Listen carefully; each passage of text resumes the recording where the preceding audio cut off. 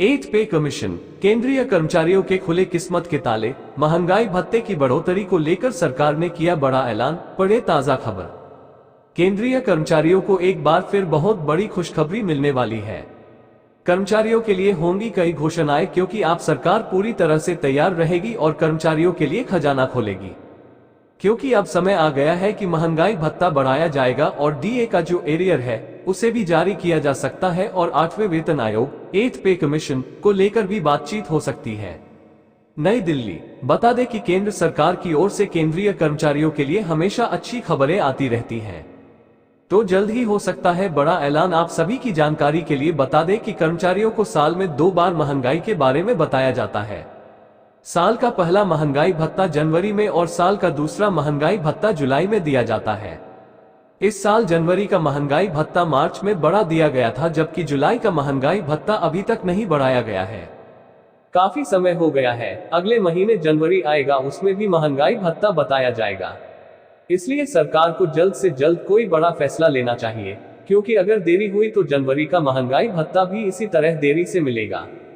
तो कर्मचारी काफी परेशान है और आजकल जितने भी कर्मचारी काम करते हैं उन्हें और पैसे की जरूरत है। आपको परिवार चलाने, एमई भरने आदि में पैसा निवेश करना पड़ता है, इसलिए अपने समय के लिए पैसा निकालना बहुत महत्वपूर्ण है।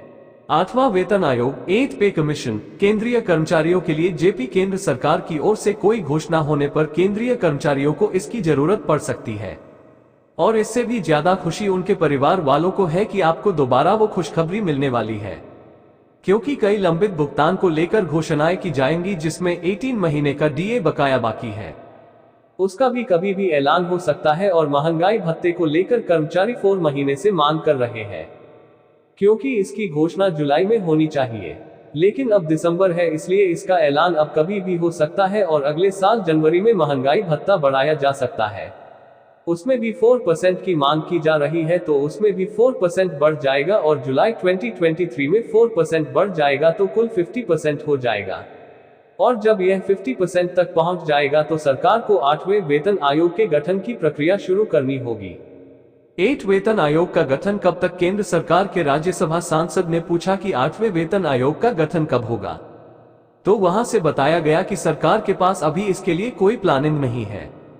हालांकि अभी 10 साल और वेतन आयोग का गठन हुआ है और 10 साल का समय अभी काफी लंबा है, तो अब आपको 7वें वेतन आयोग के अनुसार वेतन दिया जाएगा।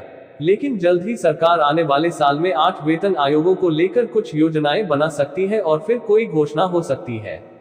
सभी केंद्रीय कर्मचारियों का 2021 से 18 महीने का डीए बकाया है, जो अभी तक केंद्र सरकार द्वारा नहीं दिया गया है।